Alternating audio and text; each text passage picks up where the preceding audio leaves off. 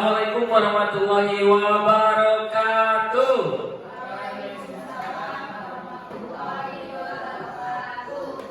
Alhamdulillahirabbil alamin. Dalam kesempatan kali ini kita bisa berkumpul lagi dalam sesi destinasi penyebaran pemahaman dan penerapan pemahaman budaya positif. Pertama-tama marilah kita ucapkan puji dan syukur kehadirat Allah Subhanahu wa taala karena atas rahmat dan hidayahnya kita semua bisa melaksanakan destinasi ini dalam keadaan sehat walafiat.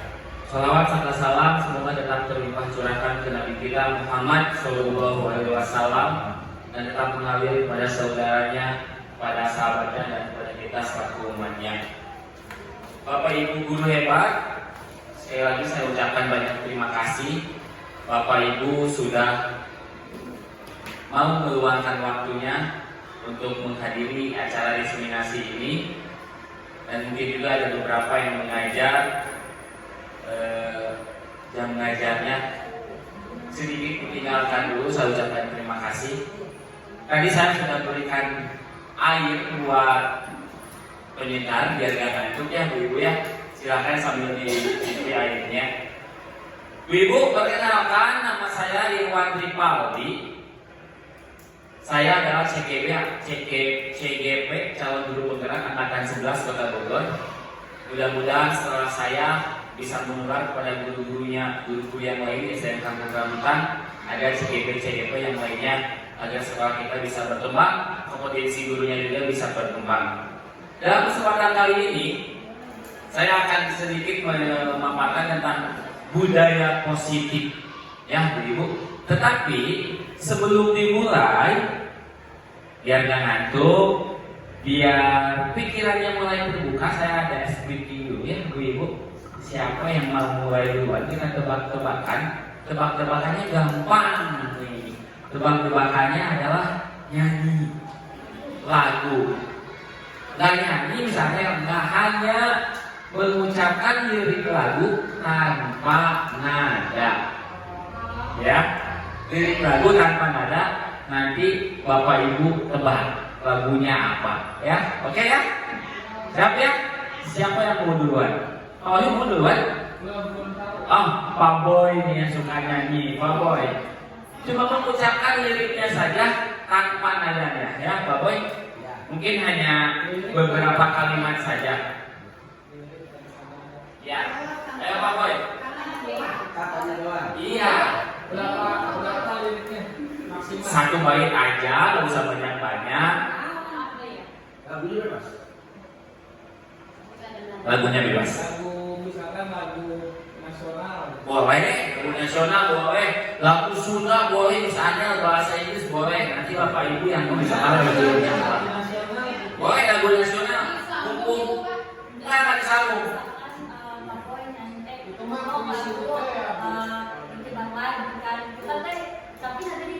Ini dulu.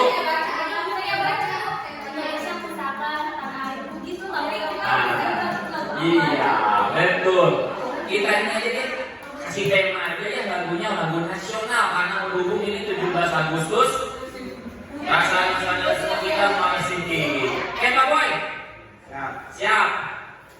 Kita dari Pak Boy dulu soalnya ya. Ayo Pak Boy. Indonesia.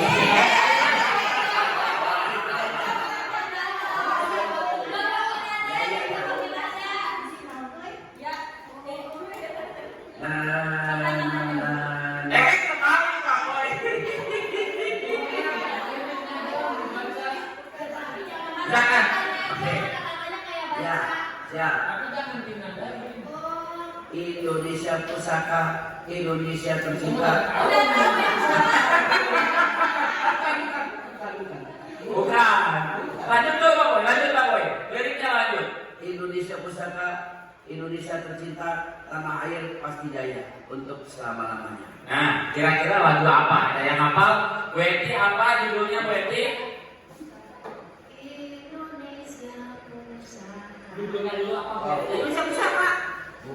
Bukan, salah. Ada yang lagi? Ada yang Bisa menjawab? Sanel? Enggak. Wih? Ayo, siapa?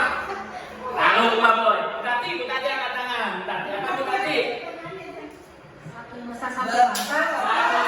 Satu bangsa, betul. Butati setelah menjawab harus dinyanyikan. Ternyata ya. Kapan lagi dengan Butati nyanyi? Ayo Butati nyanyi. Nah, nggak bisa. Sama Pak Boy saja, Pak Boy nyanyikan Pak Boy. Sekarang nyanyi saja. Oke, siap. Udah ini Pak Wahyu ya.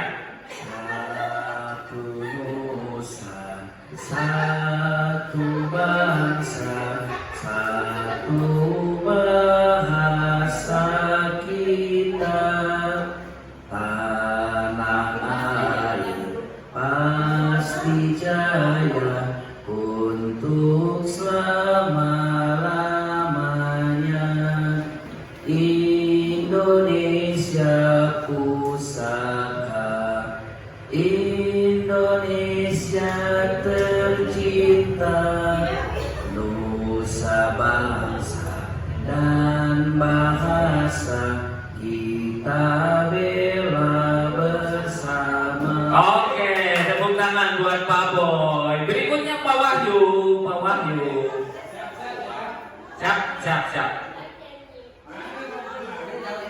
Cek. Siap ya, kami tebak lagu. Kita tetap sedia mempertahankan Indonesia. Kita tetap sedia membela negara kita. Merinding. Apa Bu Yayat? Angkat-angkat Bu Yayat. Bu Yayat takut ngejawab suruh nyanyi.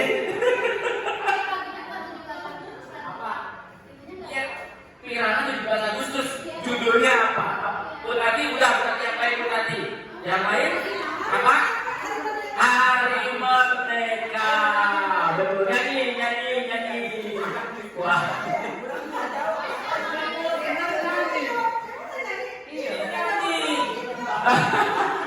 Oke, kita nyanyi sama-sama. Tadi liriknya apa? Liriknya apa? Yang mana? Yang langsung yang membacakannya saja Pak Wahyu. Nah,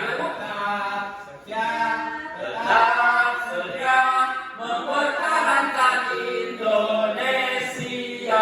Kita tetap sedia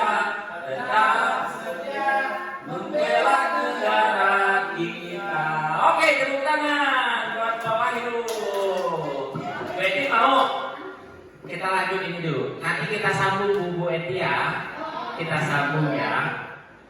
Nanti setelah ini masih ada. Nanti Bu Eti giliran Bu Eti ya.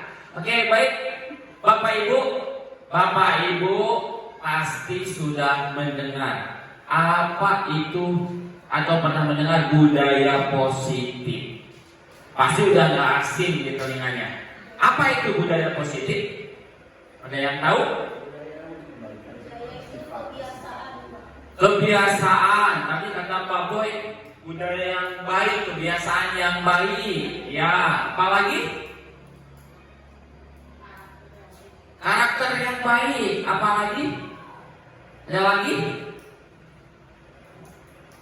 Ya, nah, ya, budaya positif itu adalah kebiasaan-kebiasaan yang baik yang harus kita terapkan kepada peserta didik atau kepada murid, dan juga harus diterapkan kepada kita selaku guru ya, yang sebagai teladan untuk murid kita.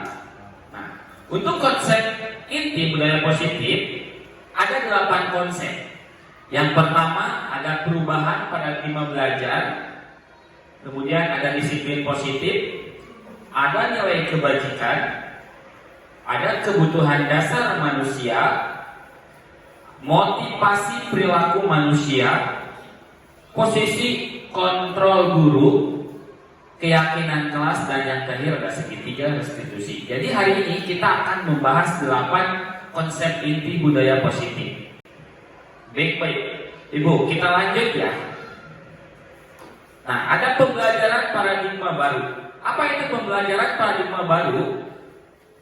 Pembelajaran yang dirancang dengan prinsip pembelajaran berdiferensiasi, ya. Nah, tentunya dari zaman dulu sudah terkenal ada yang namanya teacher center. Dan kemudian ada yang namanya terkenal dengan student center. Menurut Bapak Ibu, untuk zaman sekarang dari kedua pandangan itu mana yang lebih baik digunakan? Yo, siapa yang mau berpendapat?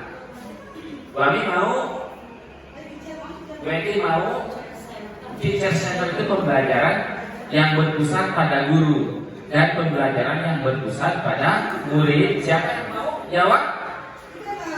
Pak Wahyu. Coba gue bidang kurikulum Pak Wahyu. Itu gimana? Tanya jawab. Baik, assalamualaikum warahmatullahi wabarakatuh.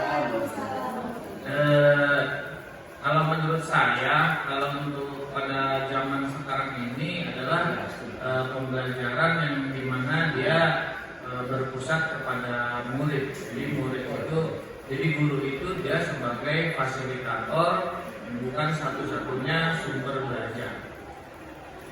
Ya, udah itu Pak Wahyu. Iya. Baik, betul Bapak Ibu ya. Apa yang dikatakan Pak Wahyu, tepuk tangan dulu buat Pak Wahyu. Apa yang dikatakan sama Pak Wahyu, untuk zaman sekarang ini kita cocoknya atau lebih baiknya menggunakan prinsip pendidikan yang berpusat pada murid atau pembelajaran yang berpusat pada murid yang sesuai dengan pemikiran Ki Haji Antara, pendidikan berpihak pada murid, ya. Nah, lalu bagaimana untuk pembelajaran atau pembelajaran yang berpusat pada murid? Kita menggunakan prinsip pembelajaran berdiferensiasi. Apa itu pembelajaran yang berdiferensiasi? Pembelajaran yang sesuai dengan minat dan bakat murid. Disesuaikan pembelajarannya dengan minat bakat murid, dengan karakter murid, ya, seperti itu. Dengan psikologi murid juga. Tentunya di sini Bapak Ibu guru harus memiliki amunisi metode-metode yang bervariasi karena setiap anak memiliki karakter yang berbeda. Misalkan Bapak Ibu guru kalau mengajar 40 anak akan ada 40 karakter di sana. Berarti Bapak Ibu guru harus menyiapkan metode yang bervariasi. Kemudian tujuannya agar murid bisa belajar sesuai dengan kebutuhan berdasarkan tahapan perkembangan masing-masing murid agar tercipta profil belajar Pancasila. Ada 6 profil belajar Pancasila yang masih ingat? Apa? Tadi lagunya. Lagunya kita nyanyikan ya. Ya, siapa yang ulang nyanyi lagu profil Pancasila. Iya. Yang apa nyanyi bareng-bareng ya? Ayo 2, 3. Pelajar Pancasila beriman dan bertakwa pada Tuhan yang esa dan berakhlak mulia, berkebinekaan global, gotong royong mandiri, kreatif dan bernalar kritis. Iya, betul ya. Tadi dikatakan ada beriman dan bertakwa kepada Tuhan yang Maha Esa. Kemudian ada mandiri, ada bernalar kritis, ada berkebinekaan global, ada gotong royong dan kreatif. Sama ya seperti dilakukan sama Bulan ya. Jadi tujuannya adanya pembelajaran Pancasila baru itu agar bisa terciptanya profil Pancasila dengan 6 dimensi ini. Tentunya saya yakin Bapak Ibu guru sudah menerapkan pada murid-muridnya 6 profil Pancasila ini. Ya, misalkan untuk beriman dan bertakwa di setiap awal pembelajaran dan akhir pembelajaran pasti akan selalu berdoa. Ya, seperti itu. Kita lanjut Bapak Ibu. Berikutnya ada disiplin positif. Ini konsep inti yang kedua. Ya. Di sini dikatakan bahwa kata disiplin mengacu kepada disiplin diri yang memiliki rasa tanggung jawab terhadap apa yang dilakukan berdasarkan keyakinannya. Kemudian, disiplin positif merupakan salah satu cara penerapan disiplin yang bertujuan untuk menumbuhkan peserta didik tanpa penghargaan atau reward atau ancaman dan atau hukuman. Ini nanti akan berkaitan dengan motivasi, ya. Ada nanti setelah ini akan ada motivasi berhubungan dengan reward, ancaman dan hukuman. Tujuan kita sebagai pendidik adalah menciptakan murid yang memiliki disiplin dirinya, sehingga perilaku mereka mengacu kepada nilai-nilai kebajikan universal yang umum, ya, seperti itu, dan memiliki motivasi intrinsik ke arah perubahan perilaku yang lebih baik, ya. Tentunya Bapak Ibu guru mau kan memiliki murid-muridnya yang disiplin? Mau? Mau. Apakah murid-muridnya sudah disiplin apa belum? Sudah, ya, pasti sudah. Kita lanjut. Makna disiplin. Sekarang mari kita membahas tentang konsep disiplin positif yang merupakan unsur utama dalam terwujudnya budaya positif yang kita cita-citakan di sekolah kita. Tentu setiap sekolah memiliki cita-cita anak-anaknya disiplin datang tepat waktu, ya. Kemudian disiplin saat belajar, itu sudah hal umum menjadi cita-cita setiap sekolah. Kebanyakan guru sangat tertarik dengan topik pembahasan disiplin. Mereka berpendapat bahwa kalau saja anak-anak bisa disiplin, pasti mereka akan bisa belajar. Para guru juga berpendapat bahwa mendisiplinkan anak-anak adalah bagian yang paling menantang dari pekerjaan mereka. Bagaimana dengan Bapak Ibu? Apakah Anda memiliki pendapat yang sama? Bagaimana? Sama, ya? Pastinya sama, seperti itu. Nah, ini ada nilai-nilai kebajikan Bapak Ibu. Kita baca sama-sama. Nilai kebajikan adalah nilai yang disepakati bersama terlepas dari suku, bangsa, agama maupun latar belakang. Nah, ini ada profil Pancasila. Ini nilai kebajikan berdasarkan profil Pancasila. Ada beriman, ada mandiri, bernalar kritis, beraneka global, bergotong royong dan kreatif. Sedangkan menurut IBO Primary Year Program, ya, nilai kebajikan terpaut pada sikap murid, ada toleransi, rasa hormat, integritas, mandiri, menghargai, antusias, empati, keingintahuan, kreativitas, kerjasama, percaya diri dan komitmen. Dan yang terakhir ini untuk keterampilan hidupnya, dari nilai kebajikannya yaitu dapat dipercaya, lurus hati, pendengar yang aktif, tidak merendahkan orang lain, memberikan yang terbaik bagi dari dirinya. Nah, ini ada kebutuhan dasar manusia. Jadi kebutuhan dasar manusia itu adalah segala sesuatu yang kita lakukan untuk mendapatkan apa yang kita inginkan. Ketika kita mendapat apa yang kita inginkan, sebetulnya saat itu kita sedang memenuhi satu atau lebih dari satu kebutuhan dasar manusia. Ada berapa kebutuhan dasar manusia? Bapak Ibu ada yang tahu? Nah, ya. Nah, ini 5 kebutuhan dasar manusia. Nih, yang pertama yang di tengah itu bertahan hidup, ya. Di sini dijelaskan manusia itu butuh bertahan hidup. Nah, kebutuhan yang bersifat fisiologis ini mah ya, untuk bertahan hidup, misalnya kesehatan, makanan dan rumah sudah pasti. Kita butuh sehat untuk selalu hidup, ya, untuk selalu hidup, untuk bertahan hidup. Kita butuh makanan untuk tetap sehat, ya. Kita juga perlu rumah seperti itu. Kemudian yang kedua ada kasih sayang dan rasa diterima. Nih, ini panjang nih. Ada yang membacakan nggak?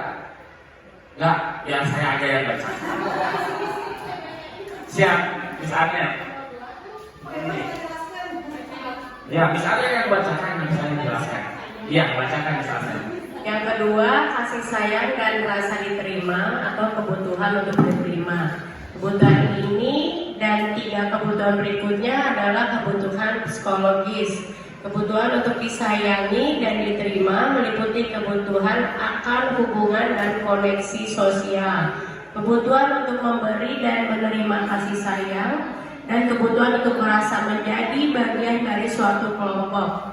Kebutuhan ini juga meliputi keinginan untuk tetap terhubung dengan orang lain seperti teman, keluarga, pasangan hidup, teman kerja, binatang peliharaan, dan kelompok di mana kita tergabung. Iya, baik, terima kasih Bu Sanel. Mungkin Bapak Ibu pernah, kalau anaknya sudah pasti atau mungkin muridnya ada yang selalu meminta perhatian lebih. Ada ya, tentunya ya. Nah, murid itu sedang membutuhkan kasih sayang dan merasa diterima. Kemudian berikutnya ada penguasaan. Ada yang bacakan lagi siapa? Siapa yang bacakan? Ayo. Bu Ami mau bacakan, Bu Ami dekat. Sudah jelas ya. Kebutuhan pengakuan atas kemampuan atau penguasaan. Kebutuhan ini berhubungan dengan kekuatan yang mencapai sesuatu menjadi kompeten, menjadi terampil, diakui atas prestasi dan keterampilan kita, didengarkan dan memiliki rasa harga diri. Nih ada nih kebutuhan pengakuan atas kemampuannya. Dan ini juga perlu kita apresiasi. Salah satu contohnya, ada murid kita yang memang kita tidak tahu ternyata murid itu di luar berprestasi. Ya, orang tuanya selalu WA saya, Pak, anak saya ini berprestasi. Hari Senin tolong anak saya ke depan yang pas upacara dipanggil. Ya, itu adalah salah satu contoh kebutuhan dasar manusia, penguasaan, kebutuhan pengakuan atas kemampuannya. Dan itu nggak apa-apa, perlu kita apresiasi. Apalagi kita sebagai gurunya tidak tahu bahwa anak itu berprestasi di luar, ya.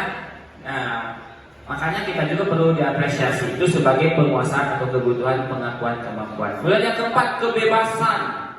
Kebutuhan akan pilihan. Kebutuhan untuk bebas adalah kebutuhan akan kemandirian, otonomi, memiliki pilihan dan mampu mengendalikan arah hidup seseorang. Biasanya ini juga nih murid kita juga tidak mendengarkan apa yang kita omongkan. Ya, misalkan kita instruksikan atau kita perintahkan, dia malah memilih kehendaknya sendiri. Nah, murid itu sedang membutuhkan suatu kebebasan. Kemudian kesenangan, kebutuhan untuk merasa senang. Kebutuhan akan kesenangan adalah kebutuhan untuk mencari kesenangan bermain dan tertawa. Bayangkan hidup tanpa kenikmatan apapun betapa menyedihkan. Glasser menghubungkan kebutuhan akan kesenangan dengan belajar. Tentu ya, belajar harus senang ya. Kalau tidak senang belajarnya, kadang tidak masuk juga materinya ya. Biar ibu-ibu senang, kita nyanyi dulu yuk, biar sama-sama senang. Karena di sini juga belajar dari diskriminasi, kita harus senang. Oke, saya yang nyanyi, Bapak Ibu boleh ikutin. Kalau kau senang hati tepuk tangan. Kalau kau senang hati tepuk tangan. Kalau kau senang hati dan memangnya begitu. Kalau kau senang hati tepuk tangan. Kalau kau senang hati injak bumi. Kalau kau senang hati injak bumi. Kalau kau senang hati dan memangnya begitu. Kalau kau senang hati injak bumi. Kalau kau senang hati bilang hore. Hore. Kalau kau senang hati bilang hore. Hore. Kalau kau senang hati dan memangnya begitu. Kalau kau senang hati semuanya. Hore. Hore. Semuanya ulangi. Kalau kau senang hati dan memangnya begitu. Kalau kau senang hati semuanya. Oke, baik, terima kasih ibu-ibu. Sebelum lanjut, silakan Bapak Ibu diminum dulu karena cuacanya di luar panas ya. Jadi kita harus mensuplai cairan ke tubuh kita. Nanti setelah ini kita makan di Ampera ya Bu Ibu ya.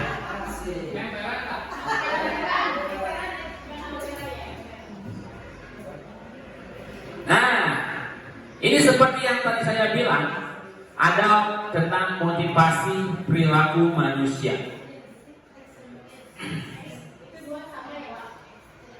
Ya, motivasi perilaku manusia itu ada dua, motivasi ekstrinsik dan intrinsik. Ekstrinsik itu adalah motivasi yang keluar atau muncul dari luar dirinya. Sedangkan intrinsik itu adalah motivasi yang muncul dari dalam dirinya. Ya, nih, mungkin dulu Bapak Ibu ini bicara Bapak Ibu saja dulu, jangan dulu ke anak-anak ya. Bapak Ibu mungkin dulu pernah mengerjakan sesuatu tepat dengan waktunya, ya. Karena apa? Pertama, karena takut dihukum. Kedua, karena ingin mendapat penghargaan. Ketiga, atau memang hanya ingin menghargai diri kita. Ayo, tepat waktu. Kebanyakan takut dihukum, ya, atau ingin mendapatkan penghargaan. Nah, motivasi itu adalah dinamakan motivasi ekstrinsik, ya, nih, untuk menghindari ketidaknyamanan atau hukuman. Nah, yang kedua, motivasi ekstrinsik itu adalah untuk mendapatkan imbalan atau penghargaan dari orang lain. Nah, sedangkan yang ketiga, ada motivasi intrinsik itu untuk menjadi orang yang mereka inginkan dan menghargai diri sendiri dengan nilai-nilai yang mereka percaya. Ya. Selanjutnya di sini. Nah, motivasi perilaku manusia saya akan bacakan di sini ya. Ada 3. Ini menurut Diane Gosset dalam bukunya. Itu dibantu bahasa Inggris besarnya. Coba bahasa Inggris tuh. Diane Gosset dalam bukunya. Perilaku manusia, Diane Gosset dalam buku Restructuring School Discipline menyatakan ada 3 motivasi perilaku manusia. Pertama, untuk menghindari ketidaknyamanan atau hukuman. Ini adalah tingkat terendah dari motivasi perilaku manusia. Biasanya orang yang motivasi perilakunya untuk menghindari hukuman atau ketidaknyamanan akan bertanya, apa yang akan terjadi apabila saya tidak melakukannya? Sebenarnya mereka sedang menghindari permasalahan yang mungkin muncul dan berpengaruh pada mereka secara fisik, psikologis maupun tidak terpenuhinya kebutuhan mereka. Bila mereka tidak melakukan tindakan tersebut, motivasi ini bersifat eksternal. Ya, tadi dikatakan kalau mengerjakan sesuatu karena takut hukuman, ini adalah merupakan tingkat terendah dari motivasi kita. Ya, tapi rata-rata seperti itu. Baik kita mengerjakan tugas ataupun murid juga seperti itu. Dia takut mengerjakan tugasnya takut karena hukuman. Padahal sih dikatakan bahwa motivasi itu merupakan motivasi paling rendah seperti itu. Kemudian nomor 2. Yang kedua, untuk mendapatkan imbalan atau penghargaan dari orang lain. Satu tingkat di atas motivasi yang pertama, di sini orang berperilaku untuk mendapatkan imbalan atau penghargaan dari orang lain. Orang dalam motivasi ini akan bertanya, apa yang akan saya dapatkan apabila saya melakukannya? Mereka melakukan sebuah tindakan untuk mendapatkan pujian dari orang lain yang menurut mereka penting dan mereka letakkan dalam dunia berkualitas mereka. Mereka juga melakukan sesuatu untuk mendapatkan hadiah, pengakuan, atau imbalan. Motivasi ini juga bersifat eksternal. Kalau nomor 2 ini, dia masih lebih tinggi tingkatannya dari yang motivasi takut hukuman. Ini biasanya dia semangat belajarnya itu karena ingin mendapatkan suatu reward dari guru, suatu penghargaan. Maka dia akan semangatnya muncul mengikuti pembelajarannya karena ingin mendapatkan dia. Biasanya orang tersebut bisa dikatakan sebetulnya, apa yang akan saya dapatkan, ya, seperti itu. Yang terakhir misalnya, Ya, untuk menjadi orang yang mereka inginkan dan menghargai diri sendiri dengan nilai-nilai yang mereka percaya. Orang dengan motivasi ini akan bertanya, akan menjadi orang seperti apabila saya melakukannya. Mereka melakukan sesuatu karena nilai-nilai yang mereka yakini dan hargai. Dan mereka melakukannya karena mereka ingin menjadi orang yang melakukan nilai-nilai yang mereka yakini tersebut. Ini adalah motivasi yang akan membuat seseorang memiliki disiplin positif karena motivasi berperilakunya bersifat internal bukan eksternal. nah ini yang nomor 3 ini adalah motivasi yang akan membuat seseorang memiliki budaya atau disiplin positif. Ya, kalau yang nomor 3 ini, orang yang nomor 3 ini dia tidak memikirkan lagi hukuman atau reward, ya, tetapi dia mengerjakan tugas karena ingin menghargai dirinya sendiri. Ya, rewardnya sudah diabaikan, hukumannya sudah diabaikan. Orang-orang yang seperti ini akan memiliki disiplin positif yang tinggi. Ya, oke, nih selanjutnya. Di sini ada posisi kontrol guru, yang paling bawah dikatakan hindari hukuman dan pemberian penghargaan berlebih agar meminimalisir motivasi eksternal dari murid. Ya, jadi mulai sekarang ibu-ibu kurangi hukuman ya kepada anak-anak. Hadiah apa? Jarang ngasih hadiah, suka ngasih hadiah enggak Bapak Ibu? Hah? Pujian, ya. Jadi gimana caranya sekarang kita membuat si anak itu motivasinya internal, keluar dari dirinya sendiri tanpa embel-embel hukuman atau imbalan. Ini ada 5 posisi kontrol guru. 5 posisi kontrol guru ini maksudnya adalah guru berperan sebagai apa? Pertama ada yang berperan sebagai penghukum, pembuat merasa bersalah, kemudian sebagai teman, pemantau, dan sebagai manajer. Nanti kita jelaskan. Nah, posisi kontrol seorang guru cocoknya itu adalah sebagai manajer, ya.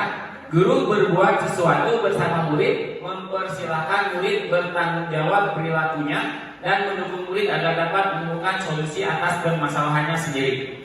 Kemudian posisi manajer mengacu kepada restitusi yang dapat menjadikan murid sebagai manajer bagi dirinya sendiri, sehingga tercipta identitas positif berhasil pada diri murid. Ya, jadi kalau berperan sebagai manajer mah kita akan membuat muridnya itu bertanggung jawab terhadap dirinya sendiri.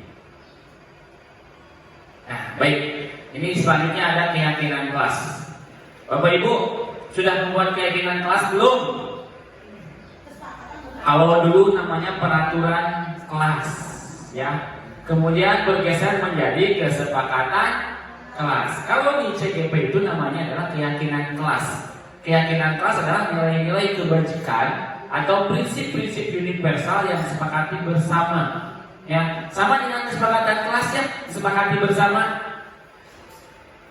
Kemudian lepas dari perbedaan agama, suku, negara, dan bahasa, keyakinan kelas dibuat dalam bentuk kata-kata positif. Kenapa Bapak Ibu keyakinan kelas? Kenapa bukan peraturan kelas? Ada yang bisa berpendapat? Kayaknya ini Bu Eti nih sudah berpuluh-puluh tahun pengalamannya nih. Tahu nggak Bu Eti atau nggak Bu Yaya? Ya, biasanya kalau ciri-ciri peraturan kelas itu dilarang membuang sampah sembarangan, ya, atau kalau untuk keyakinan kelas buanglah sampah pada tempatnya, ya, seperti itu. Biasanya kalau peraturan kelas malah sering dilanggar, peraturan-peraturan tetapnya dilanggar sama anak-anak. Makanya kita pertama buat kesepakatan kelas, kemudian keyakinan kelas yang sudah disepakati. Kalau peraturan kelas dibuatnya sama guru sendiri. Kalau keyakinan kelas bersama-sama dengan murid, dan itu harus ada kesepakatan dua arah, bukan hanya dari gurunya saja, tetapi dari muridnya juga, ya, seperti itu. Nah, kebetulan kemarin pas pembelajaran olahraga saya sudah membuat keyakinan kelas ini di kelas 6. Saya lihat di papan ini Bu Tati sudah keyakinan kelas kata-katanya ya, sudah hampir sama, cuma di luar saja masih kesepakatan kelas ya, seperti itu. Nah, ini adalah keyakinan kelas yang dibuat kemarin sama anak-anak. Yang pertama adalah hormati semua orang ya. Kita harus menghormati semua orang nih, keculangung ya. Wah, dudutan bapak deui nya, Pak Boy.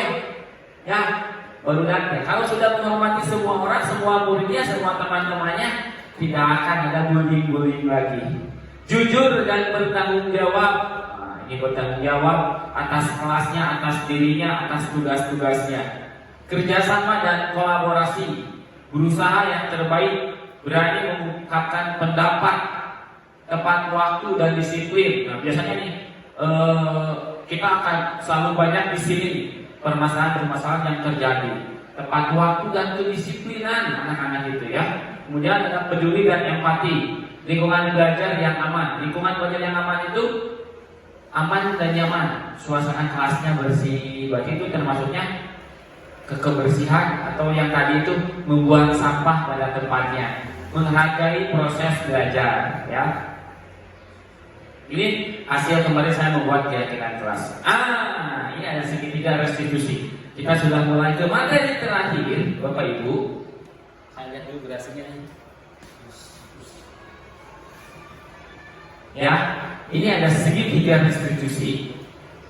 Ini adalah langkah-langkah kita untuk mencari solusi dari suatu permasalahan. Ya. Biasanya kalau ada anak yang bandel, panggil, sini, wah dimarahin, otot-otan, digebrak mejanya, gitu Pak Iwannya dulu Pak ya. Nah, jadi sekarang untuk mencari solusinya ada yang namanya segitiga restitusi. Tahapan pertamanya adalah menstabilkan identitas. Setiap orang pasti melakukan kesalahan, ya. Kemudian kita validasi dulu. Validasi tindakan yang salah. Kemudian ada menanyakan keyakinan. Pak Iwan, bagaimana nih langkah-langkahnya? Baik. Nah, yang nanti langkah-langkahnya akan Pak Iwan tunjukkan. Nah, segitiga restitusi itu adalah suatu proses dialog yang dilaksanakan oleh guru agar menghasilkan murid yang mandiri dan bertanggung jawab. Ya. Baik, Ibu nih. Nih, dari sisi satu, menstabilkan identitas. Biasanya, kalau menstabilkan identitas itu, kita akan keluar kalimat-kalimat seperti berbuat salah itu tidak apa-apa. Jadi kita sedang mengobrol dengan murid, kita stabilkan dulu nih identitasnya dengan ada kalimat berbuat salah itu tidak apa-apa. Tidak ada manusia yang sempurna. Saya juga pernah melakukan kesalahan seperti itu. Kemudian kita bisa menyelesaikan ini. Bapak Ibu tidak tertarik mencari siapa yang salah, tapi Bapak Ibu ingin mencari solusi. Kamu berhak merasa begitu. Apakah kamu sedang menjadi teman yang baik buat dirimu sendiri? Biasanya tahapan yang pertama, guru itu akan mengeluarkan kata-kata seperti ini. Itu ciri-cirinya sedang menstabilkan identitas. Kemudian yang kedua, ini menurut teori kontrol, semua tindakan manusia baik atau buruk pasti memiliki maksud dan tujuan tertentu. Ya. Untuk tahapan kedua, biasanya akan keluar kalimat seperti padahal kamu bisa melakukan yang lebih buruk dari ini ya. Tetapi ada tetapinya biasanya. Kemudian yang kedua, kamu pasti punya alasan mengapa melakukan hal itu. Kamu patut bangga pada dirimu sendiri karena kamu telah melindungi sesuatu yang penting buatmu. Kemudian kamu boleh mempertahankan sikap itu, tapi kamu harus menambah Ya, tapi kamu harus menambah sikap yang baru. Kemudian tahapan yang terakhir, menanyakan keyakinan. Ya, apa yang kita percaya sebagai kelas atau keluarga. Yang kedua, apa nilai-nilai umum yang telah kita sepakati. Jadi kita kembalikan kepada anak-anak kesepakatan apa nih yang sudah kita buat. Kemudian kesepakatan apa yang telah kamu langgar. Ya, apa bayangan jika kita tentang kelas yang ideal. Kamu mau jadi orang yang seperti apa? Biasanya akan keluar kata-kata yang mendekati seperti ini. Nah, ini. Oh, sebentar. Ininya belum masuk ini ya? Bluetooth. Kita sekarang Bluetooth dulu ya. Biar kedengaran.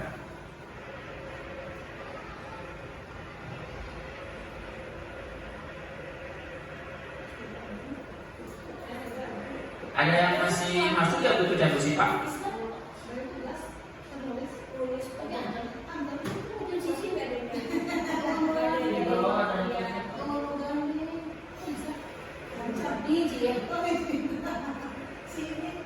Apanya Pak? Oke, bos ya.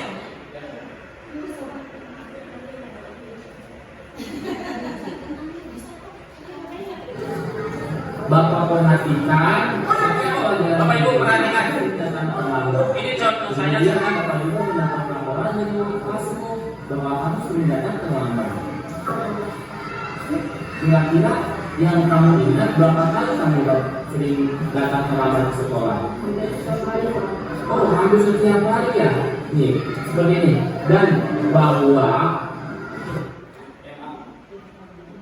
Jadi itu ceritanya Cipadan sering datang terlambat. Bapak perhatikan setiap pelajaran berjumlah kamu sering datang terlambat. Kemudian Bapak Ibu mendapat laporan dari kelasmu bahwa kamu sering datang terlambat. Kira-kira yang kamu ingat berapa kali kamu sering datang terlambat ke sekolah? Oh, hampir setiap hari ya? Nih, seperti ini. Dan bahwa datang terlambat ke sekolah itu adalah suatu kesalahan. Ini sedang menampilkan Melakukan identitas. Bapak pun pernah melakukan kesalahan. Bahkan Bapak itu pernah datang terlambat ke sekolah. Tetapi yang paling terpenting adalah kita bisa mengambil pembelajaran dari kesalahan itu dan kita mau memperbaikinya. Nah, sekarang kita sama-sama cari solusinya. Kira-kira yang membuatmu datang terlambat ke sekolah itu apa?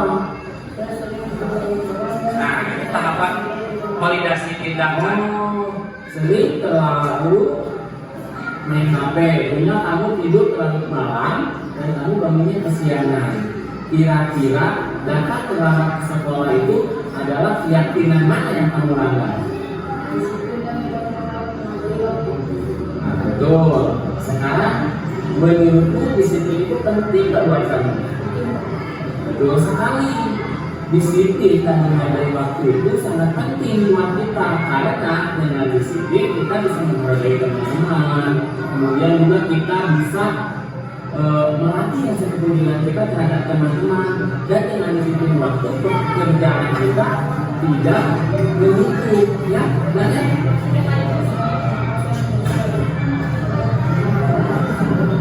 Baik dan kalau Pak tindakan itu dengan kita maaf sudah betul ya. Sekarang selanjutnya apa yang akan kamu lakukan agar kamu tidak terlambat lagi? Nah, proses Baik Padan, betul Menanyakan sekali keyakinan. ya, kamu sudah menjawab atau menemukan solusi tentang permasalahanmu. Untuk selanjutnya, Bapak akan berkoordinasi dengan orang tuamu agar kamu tidak tidur terlalu malam dan tidak datang terlambat lagi ke sekolah. Baik, sekarang kamu mulai memberikan istilah kembalian. Ya. Nah, jadi seperti itu ya Bapak Ibu yang contohnya. Kalau ada yang bermasalah, tidak usah bentak-bentak sekarang mah. Kemarin saya disuruh sama Pak Wahyu, Pak Irwan udah belajar segitiga diskusi ya. Iya, si Aldi bermasalah kemarin Pak Irwan, tolong ya. Cuma belum ketemu aja sama si Aldi pas kemarin-kemarin, jadi belum belum sempat ngobrol sama si Alinya ya. Tadi dari contoh kasus yang tadi, saya sudah melakukan 3 tahapan segitiga restitusi. Yang pertama menstabilkan identitas, kemudian ada tahapan apa yang kedua? Validasi tindakan, kemudian yang ketiga menanyakan keyakinan ya. Jadi kalau ada kata-kata melakukan kesalahan adalah hal yang wajar, hal yang manusia. Saya pun pernah melakukan kesalahan, itu menstabilkan identitas ya, seperti itu. Kemudian ada yang menanyakan memvalidasi dulu. Memvalidasi itu menanyakan alasan kenapa anak itu terlambat, digali dulu informasinya. Kemudian ada menanyakan keyakinannya, keyakinan mana yang sudah dibuat yang kamu langgar ya, seperti itu. Kemudian mencari solusinya. Nah, selanjutnya Bapak Ibu kita baca sama-sama. Yang ini ada salah satu kasus ya. Nih, guru matematika dan wali kelas 8 Ibu Santi sakit sehingga tidak dapat masuk dan tidak dapat mengajar. Akhirnya dicarikanlah guru pengganti, Ibu Eni. Ibu Eni baru 2 tahun menjadi guru SMP. Beberapa murid perempuan, Pipi dan Natali, mengetahui hal ini dan mulai menggunakan kesempatan dan bersikap seenaknya, tertawa dan tidak mengindahkan kehadiran Ibu Eni. Ibu Eni mencoba menyapa Pipi dan Natali dengan ramah, sambil mengingatkan mereka untuk tetap fokus pada pengerjaan tugas. Ayolah, tugasnya dikerjakan. Nanti Ibu ditegur Bapak Kepala Sekolah kalau kalian tidak kerjakan tugas. Tolong bantu Ibu ya. Namun Pipi dan Natali malah jadi tertawa. Ah Ibu, santai saja Bu. Mereka tetap tidak mengerjakan tugas dan malah mengobrol. Keesokan harinya Ibu Santi memanggil Pipi dan Natali serta menanyakan tentang laporan Ibu Eni.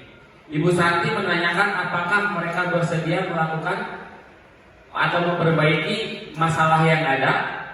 Pipi dan Natali sempat ragu dan membela diri, namun pada akhirnya mengatakan akan meminta maaf. Ibu Santi menanggapi bahwa tindakan itu boleh saja dilakukan bila mereka sungguh-sungguh ingin meminta maaf.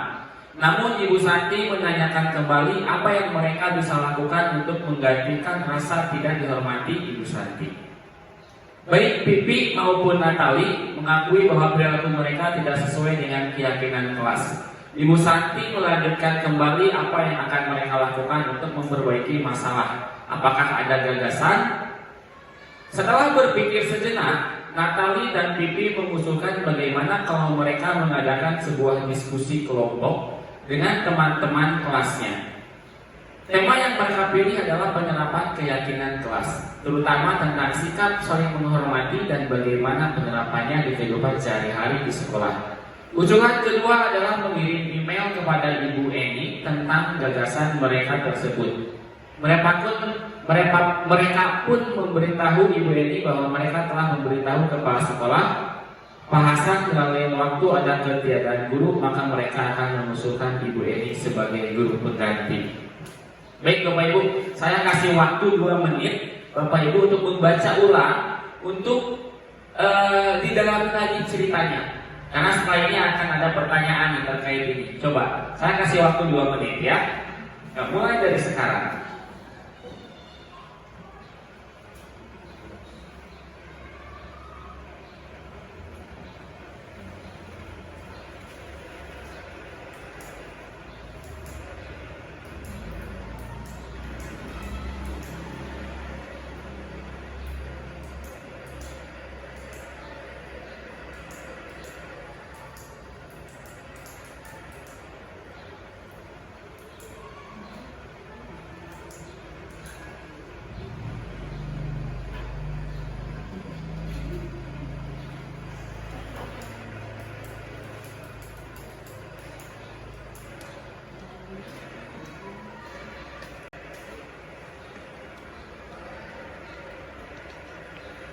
Nah, didalami lagi ceritanya.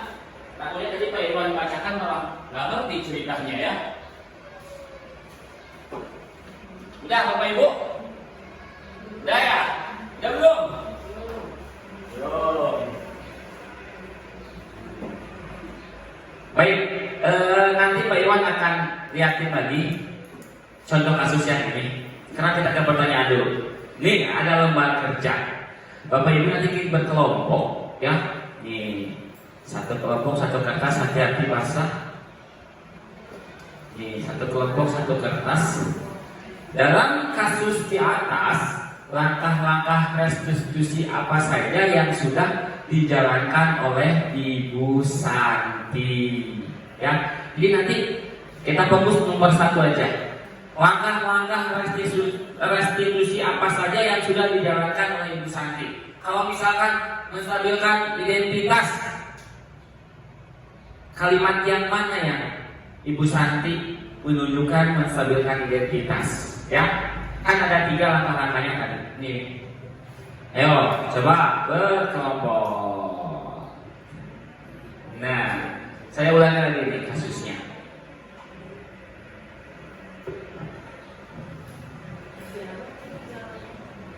Ayo, tadi ada 3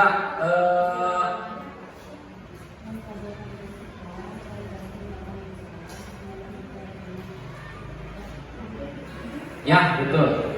Menstabilkan identitas, memvalidasi tindakan, menanyakan keyakinan.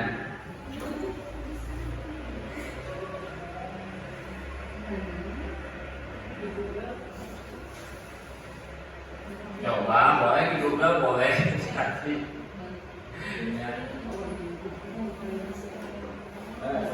Wahyu langsung nih. Tuh. Yang menulis sekarang.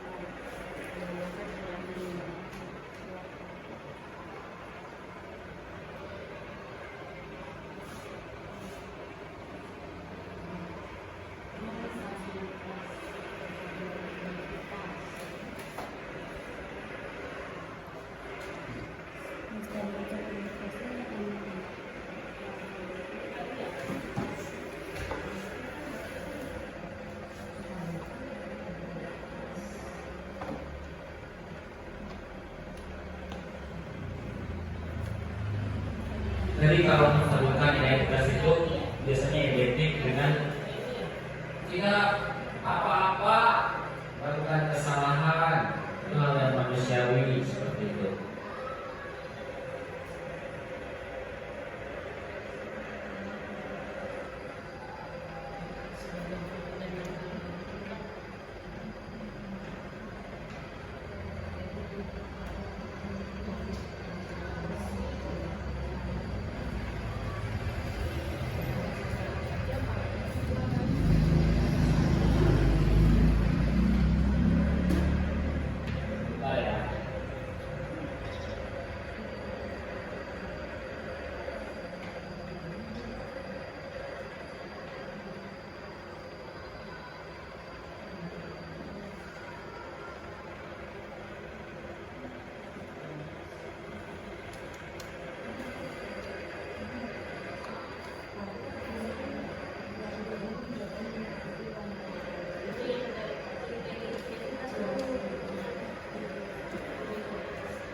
Nah, jadi ada langkahnya itu ada 3. Nah, ini ya. Pertama langkah restitusi. Apanya Pak?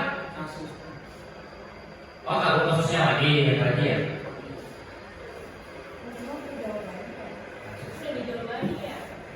Contoh.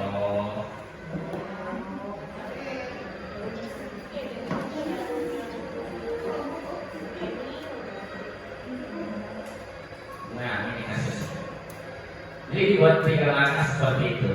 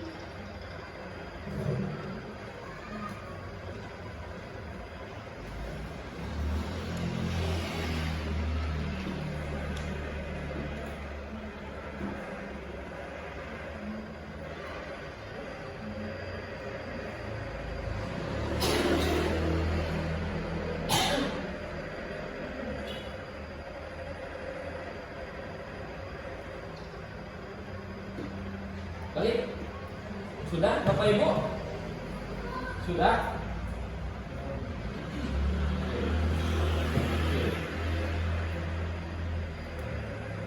Oke, so dulu.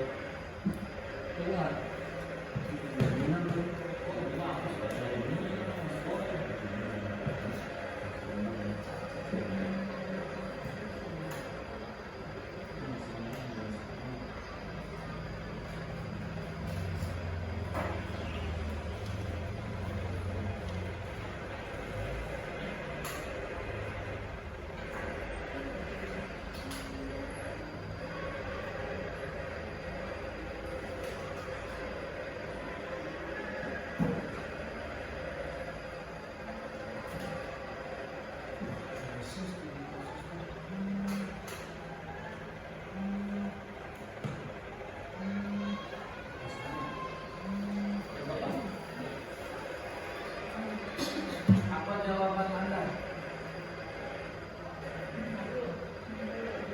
Ini soal-soal kita kan seperti ini. Indikasi saya ini. SMP, SMA, boleh.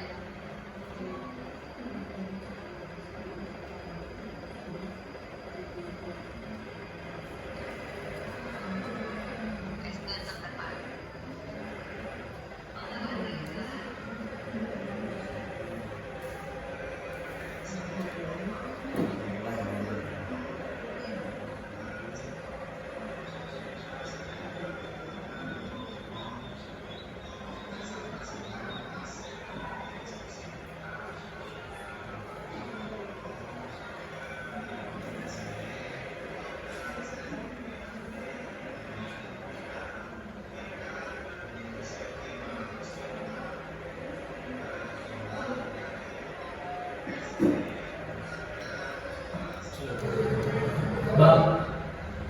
Baik, Bapak Ibu, kita tentukan langkah-langkah institusinya, ya. Coba, saya mau tahu hasil kerja kelompok dari ibu-ibu PKK, dari kelompok ibu-ibu dulu. Mana misalnya, coba misalnya, ya, ya. Menurut kita bagian stabilitas identitas itu ketika Vivi dan Natali berkesempatan dan bersikap seenaknya, tertawa dan tidak mengindahkan kehadiran Bu Eni. Ya. Yang memvalidasi tidak masalah itu ketika Bu Santi menanyakan permasalahan dengan sikap Vivi dan Natali karena telah melakukan sikap dan tindakan yang tidak baik kepada guru penggantinya yaitu Bu Eni. Ya. Yang ketiga menanyakan keyakinan itu ketika Vivi dan Natali mulai mengalami kesalahan, kemudian mengadakan diskusi kelompok dengan teman-teman sekelasnya dan mengirimkan usulnya melalui email kepada Bu Eni tentang gagasan tersebut, juga memberitahu atau memberitahu kepada kepala sekolah akan gagasan mereka untuk keyakinan kelas. Ya, siap, ya, betul, baik sekali ya. Tentunya ini tiap fokusnya akan berbeda jawabannya. Tapi apa yang disampaikan sama misalnya itu sudah baik ya, sudah betul. Sekarang ke kelompok ganda campuran, ya, campuran. Apa yuk? Ganda campuran itu berarti sudah tidak single. Ganda single satu. Ini yang termotivasi. Jadi langkah-langkah restitusi yang telah dilakukan oleh Ibu Santi dalam ini adalah pertama, Ibu Santi menstabilkan identitas, yaitu tindakannya adalah memberi jawaban kepada Vivi dan Natali bahwa boleh saja tindakan tersebut dilakukan, yaitu meminta maaf ya, asalnya dilakukan dengan sungguh-sungguh. Nah, kemudian memvalidasi perilaku yang salah, itu memvalidasi perilaku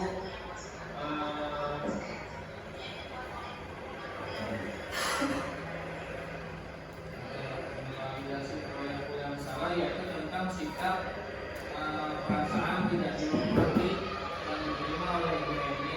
Kemudian menanyakan keyakinan, yaitu bagaimana video mereka ditanyakan untuk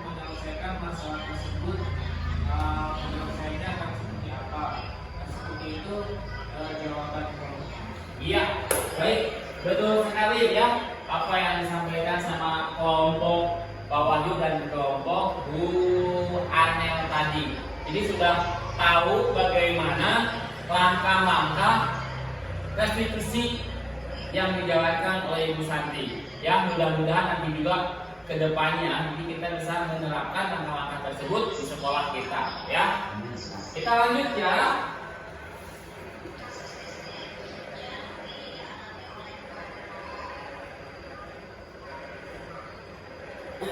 Nah, oke, untuk yang terakhir Bapak Ibu, setelah tadi saya sampaikan, saya paparkan beberapa materi, ini ada refleksi. Refleksinya kita akan menggunakan 4F. Yang pertama ada fact atau peristiwa. Ceritakan pengalaman Anda mengikuti pembelajaran pada minggu ini, pada hari ini, ya. Ceritakan seperti apa pengalamannya. Kemudian ada feeling, bagaimana perasaan Anda selama mengikuti diseminasi ini. Kemudian ada finding atau pembelajaran. Findings, ya itu.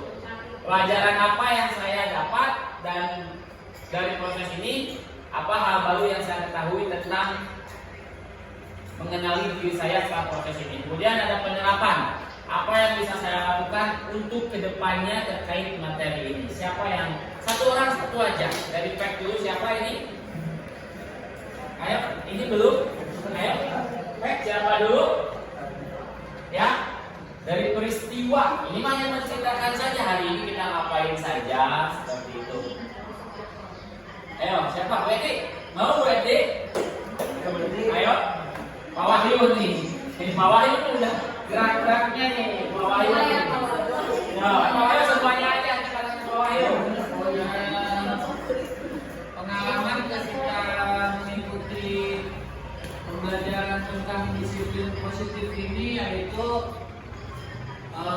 saya jadi mengetahui bahwa dalam mencari solusi dari setiap permasalahan anak, kita harus memberikan penguatan dulu pada mereka bahwa kita itu tidak seperti dahulu ya, jika ada masalah itu kita langsung memanggil kemudian marah-marah gitu, tapi kita juga harus mencari bagaimana anak itu kenapa bisa sampai melakukan seperti itu.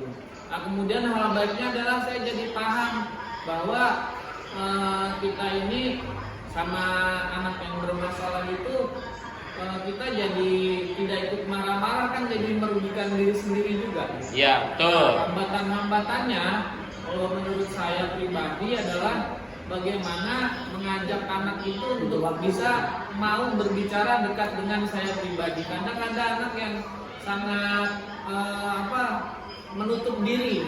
Ya, ya. Untuk mengatasi kendala tersebut tentunya saya akan berdiskusi dengan rekan sejawat. Dalam hal ini tentunya Bapak Irwan Rifaldi yang sudah banyak belajar dan meminta ilmunya. Nah, seperti itu. Oke, baik, terima kasih Pak Wahyu. Ya, tadi yang disampaikan sama Pak Wahyu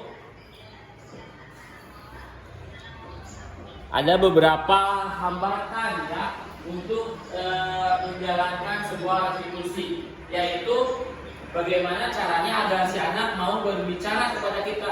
Ini memang betul. Terkadang ada beberapa siswa atau murid yang memang sulit ya untuk terbuka kepada kita. Itu juga menjadi PR untuk kita semua ya. Kedepannya bagaimana agar si murid mau berbicara dengan kita. Baik Bapak Ibu, alhamdulillah selesai sudah sesi diseminasi hari ini.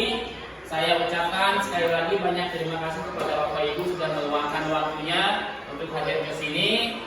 Mohon maaf dari saya bila ada kata-kata yang kurang berkenan atau penyampaian materinya kurang sempurna, karena kebetulan saya juga masih tahap belajar. Mudah-mudahan kedepannya bisa lebih baik lagi. Saya tutup bila topik wal hidayah. Wassalamualaikum warahmatullahi wabarakatuh.